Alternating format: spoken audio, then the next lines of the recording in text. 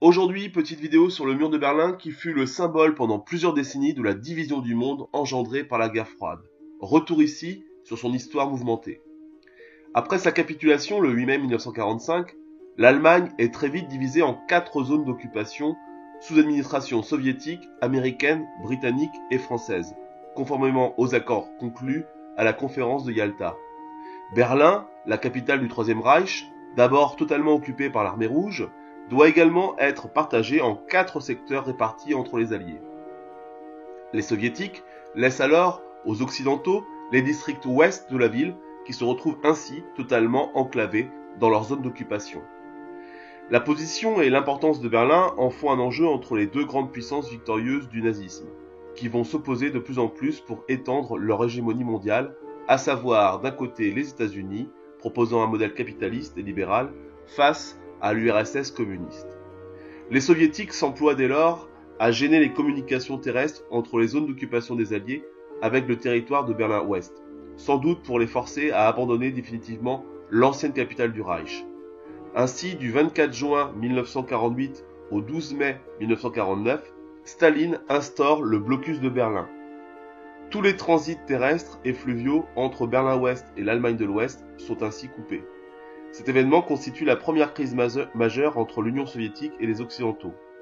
Grâce à un gigantesque pont aérien organisé sous l'égide des États-Unis, Berlin-Ouest survit au blocus.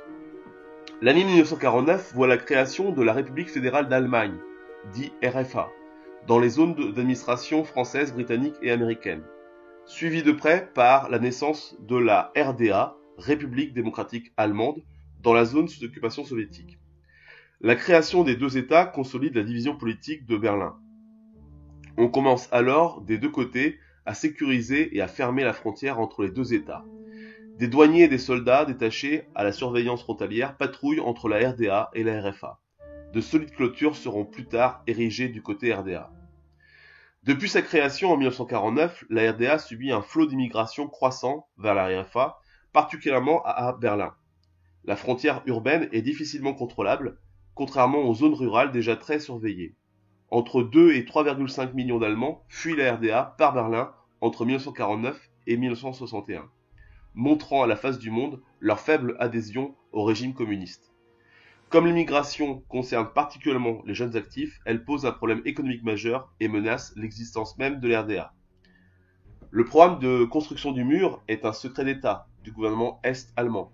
Il commence dans la nuit du 12 au 13 août 1961 avec la pose de grillages et de barbelés autour de Berlin-Ouest.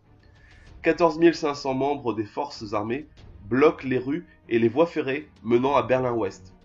Des troupes soviétiques se tiennent prêtes au combat et se massent aux postes frontières des Alliés.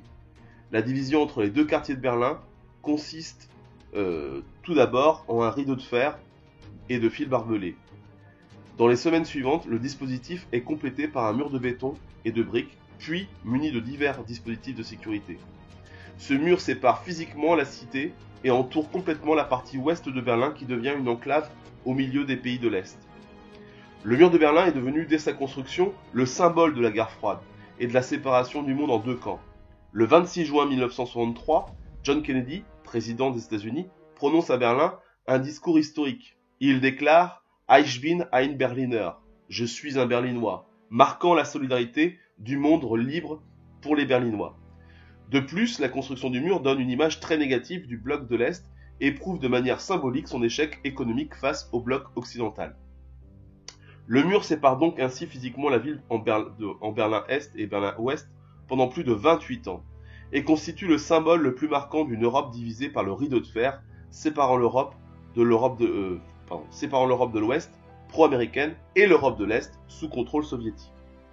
Plus qu'un simple mur, il s'agit d'un dispositif militaire complexe comportant 2 murs de 3,6 mètres de haut avec un chemin de ronde entourant intégralement le secteur ouest de la ville sur 155 km avec plus de 302 miradors et dispositifs d'alarme, 14 000 gardes, 600 chiens et des barbelés dressés vers le ciel. De plus, le mur de Berlin venait en complément des 1393 km de la longue frontière fermée et étroitement surveillée entre la RFA et la RDA. Un nombre important de personnes furent victimes des tentatives de franchissement du mur. En effet, les gardes frontières est-allemands et des soldats soviétiques n'hésitèrent pas à tirer sur les fugitifs. En 1989, la situation géopolitique change. Un vent de liberté souffle sur la Pologne et la Hongrie et va gagner aussi les Allemands de l'Est. 200 000 manifestants défilent dans les rues de Leipzig le 16 octobre 1989. Mikhaïl Gorbatchev, chef d'État de l'URSS, venu à Berlin-Est célébrer le 40e anniversaire de la naissance de la RDA, indique à ses dirigeants que le recours à la répression armée est à exclure. Le 9 novembre, une conférence de presse est tenue par Günther Schabowski, homme fort du gouvernement de la RDA, retransmise en direct par la télévision, à une heure de grande écoute. Vers la fin de la conférence, en réponse à la question d'un journaliste italien, Schabowski lit une décision du Conseil des ministres sur une nouvelle réglementation des voyages à l'étranger. Elle indique la possibilité de pouvoir voyager plus librement vers les pays autres que la RDA, y compris vers la RFA. Suite à ces propos inattendus, un journaliste demande quand ceci entre-t-il en vigueur. Schabowski, feuilletant ses notes, affirma « Autant que je sache, immédiatement ». Après les annonces des radios et des télévisions de la RFA et de Berlin-Ouest, intitulées « Le mur est ouvert », plusieurs milliers de Berlinois de l'Est se pressent au point de passage et exigent de passer. À ce moment, ni les troupes frontalières, ni même les fonctionnaires du ministère chargés de la sécurité d'État, responsables du contrôle des visas, n'avaient été informés.